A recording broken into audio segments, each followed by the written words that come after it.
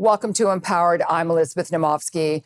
Working physically in the office allows women to understand and read the corporate culture in the room. There's a lot of hype around the positives and the negatives of working from home. But in order for women to advance in their corporate careers, they need to be seen, heard, and known in the office. Remember the mantra, out of sight, out of mind? Today, I'm joined by Rita Trichur. She's a senior business writer and columnist at the Globe and Mail.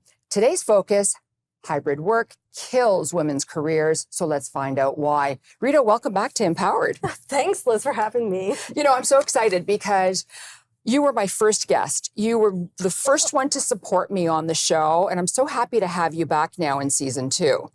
So let's begin. We started talking about hybrid work back in 2021, and it was billed as a win-win for everybody, right? But, cost savings for businesses, flexibility for employees. What happened? Okay, well, in some ways, this was completely predictable because while companies put policies in place, they did so by doing wink, wink, nudge, nudge. There's a remote work option, a hybrid work option, but really, wink, wink, it's for women. And the problem there is it's not enough to put policies in place. You actually have to change the culture of a workplace to ensure that a hybrid office will work optimally. And if men don't take advantage of the hybrid work option as often as women do, it becomes a sort of unspoken, it's for women. And then you run into the risk of the culture not changing. And just as you said, women then become out of sight, out of mind, and it pushes them off the leadership track. Okay, so let's focus here. So it's providing, as you predicted, to be a killer for women. Can we delve a little bit deeper into that? Yeah, absolutely. So we have a group of corporate leaders who, before the COVID-19 pandemic, kind of looked askance at remote working. Back then, we used to call it telecommuting, remember those right. days? So there were always people who would telecommute, but, they were largely viewed by corporate leaders as not the people who were going to be on the promotion track. They're, people who required accommodations. And, in some cases, it's based on stereotypes and it's unfair. But the mindset of the leader, the importance of FaceTime, that actually has not shifted post-pandemic. So we talked about out of sight, out of mind, FaceTime. It's extremely important, and I think people need to understand why it's so important. Well, think of all of the conversations that happen at work that are spontaneous. The feedback that you can receive from colleagues just from spontaneous conversation, either at your workstation or in the lunchroom. Think of the guys who kind of lean into an office and say, hey, boss, what'd you do on the weekend? Start talking about sports. But then the conversation actually evolves into a business discussion. Far too often women are left out of those conversations. That was the case before the pandemic. And now if you're not in the office to overhear those conversations, the same thing can happen. It's funny because you and I talked about that just before we started the show. You're in the office. I'm in the office every day. And I find it helpful. Because just like girlfriends, when we get together, if there's an issue or something that we're going through personally, we're going to talk to each other and bounce ideas off of each other. And I think when you're sitting at home, you're actually missing that. And we're tactile as well, right? We like to touch and have fun with each other. Absolutely. I write for a living, and sometimes, I even get writer's block and I'm stuck. What am I trying to say? How am I phrasing the sentence? And I go over to a colleague who I refer to as the lead doctor or the sentence doctor and say, hey, can you come over and just help me out here? I just need to brainstorm a bit. It actually helps you to hear diverse perspectives when you're in the office from different people. And it's good to get together with your friends as well. Step out for lunch because you can talk about, as you said, if you're stuck one day, you're stuck on a specific sentence or a paragraph, or you need the lead doctor or whatever, you can step out for lunch and just brainstorm about different things and figure things out rather than sitting at home and thinking, I'm stuck. I can't wrap my brain around this right now. I don't know what's happening. And the thing is, when we're in the office, you actually know what's happening. It's not you're not at home listening to things, a gossip or secondhand. you know exactly what's happening. So when we come back, we're going to discuss more about getting yourself back in the office.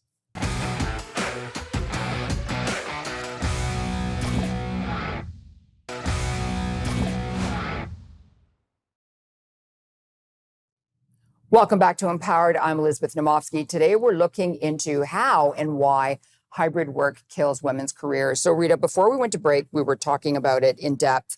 I want to talk about the research. There's research that you were telling me that came out through Harvard Business Review. What does it say? Okay, so the Harvard Business Review looked at a group of software engineers, and they used the findings from that to kind of extrapolate to the broader working population. And it's true that the research on this is still new, but they found that in particular, mentorship really suffers when people are not physically in the office together. And in particular, there's the biggest concern is for women. So female software engineers, when they're in the office, received far more feedback from various different sources on their work. There was a similar kind of trajectory for men who were software engineers too. They also received more feedback, but it wasn't such a big gap. And that's because men, it seems, even when they're working from home, are less, afraid to ask for clarification on job tasks. So it seems that really being in the office help women solicit more feedback about their work. It's important that you talked about mentorship because we've done an entire episode on mentorship and how it's important for women. And when we hired our marketing coordinator, I made sure that he was in the office. I thought it was very important. And one important thing that he had said to me was when he was working from home at a previous place, he never got positive feedback. He knew when he did something wrong. He knew when they didn't like the job that he had performed, but he didn't know when he did a really good job. So let's go on to liability because there is liability involved here. Yes. So there are a whole host of issues that, companies are trying to still wrap their, brains around. Okay. So one has to do with safety and security of data. So there's a thing called hush trips, hush vacations, where people who are supposed to be working remotely actually end up going on a secret trip. Yes. And so they're at an Airbnb somewhere and they're kicking back. And the argument is, if your work gets done, what's the harm in that? And so they might be on the Airbnb's Wi-Fi and they have the password, but the question is, who else has the password to the Wi-Fi router? And how is a company's corporate data being secured in that moment? There's also the question of, if you fall during the workday, is it a workplace injury? So there was a case involving an Air Canada worker who was a call center worker who was working from home. Mm-hmm. And this person left their workstation during their lunch break and then injured themselves in their home.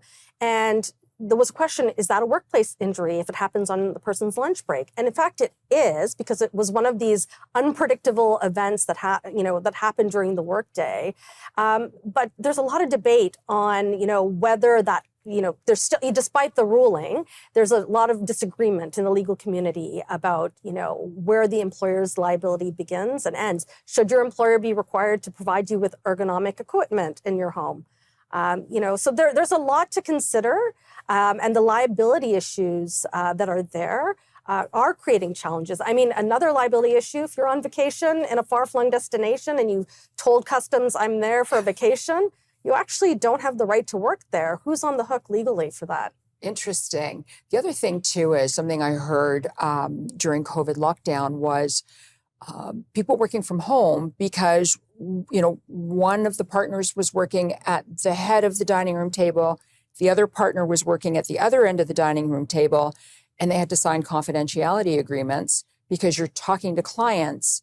And if you're talking about money or big deals or, initial public offerings or whatever it is, it's a lot of confidential information that is being shared at a dinner table. Yeah, you don't want documents lying around. You don't want spouses or children or guests in your home overhearing confidential corporate information when you're on a video call, as an example. I mean, all of those things create risk. I mean, some companies don't even have tiered access to their computer systems. I mean, that's also a concern. So there are liability issues and safety concerns. It's interesting you talk about working remotely. I had a friend who just came back from Europe, gone for 6 weeks, worked 1 week, 1 week vacation, worked 1 week, vacation. And that person said they would never do that again.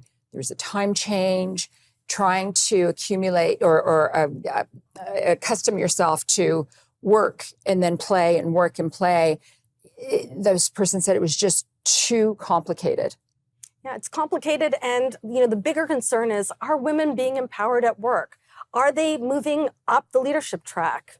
We'll be right back to talk more about working up the leadership track.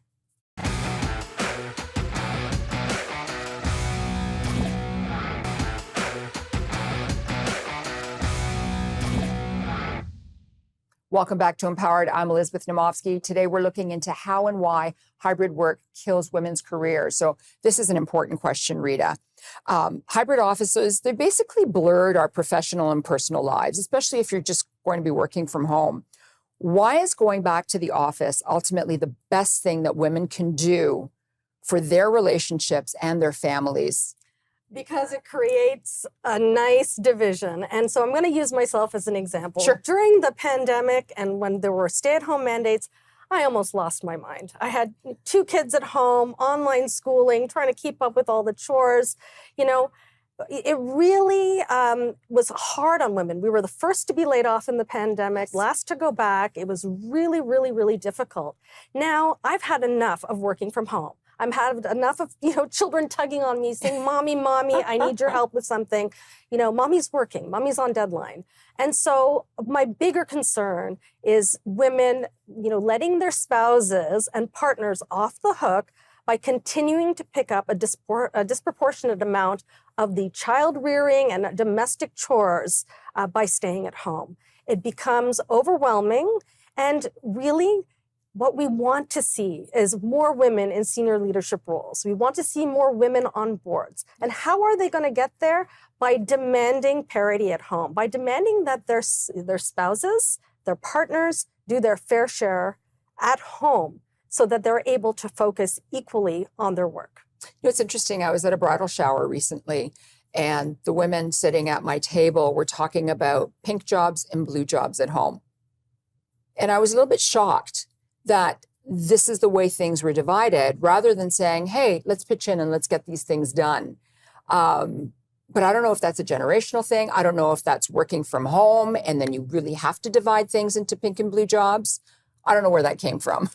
Yeah, it's unfortunate that people are still thinking of it that way, that people still say, oh, mommy, I'm helping you. You're not helping me. This is your responsibility. This is what you need to get done. And so, yeah, we shouldn't be having gendered roles at home. And so, I'm just leading by example here. It's like, you guys figure it out. I have a job to do. I need to focus. I need to be uninterrupted. And I like my desk at work. It overlooks Lake Ontario. It's fabulous. I can get my work done without being interrupted by a bunch of things that are not actually important. And they become more self-sufficient. Yes. They figure it out. Okay. So, you talked about you like your off your desk, you like your view. Do you think remote work is actually impacting innovation and creativity going forward? I absolutely do. I mean, there's a whole generation of young people who were brought into the workforce, their first jobs as professionals during the pandemic, having never met their colleagues, and so there's a whole, impact there on culture, on collaboration, on mentorship. I mean, nobody has it all figured out. We all need to learn. It's not just about older workers mentoring younger workers. Older workers need to learn from the younger workers too. Everybody should be sharing skills and knowledge. It's interesting that you say that. We had a whole slew of interns in our office during summer, and they loved coming into the office because they loved shadowing people and being mentored by the older workers, and they were the younger workers. But it was new to them. This was something that they hadn't experienced throughout their university years because of lockdown. Some of them had been interns, but working from home. And as you said, they never met any of the staff. They never met the senior staff. So we made sure that we actually, all the senior managers in the firm would sit down with them for an hour, once a week, twice a week, or whatever. Our chairman even did that because we thought it was very important to have hands-on with them rather than having them think what working downtown would be like. It was a full experience for them. Think of how a bond is made with someone when you share a coffee with them or you break bread with them. I mean, that is the foundation of your professional network. It is so, so important, particularly for those younger employees to come into the office to get to know the people who work with them. And I think it's important, not only for the mentorship part, but just to build upon everything, whether it's a failure, whether it's a success. As you said, you're constantly throwing words around, trying to get motivated from a colleague to see whether you're using the right word in a sentence or you need a lead or whatever. And I think we're losing that. I think we really need to be out there and put ourselves out there in order to experience it. Don't go away. We'll be right back with more Rita Trichur.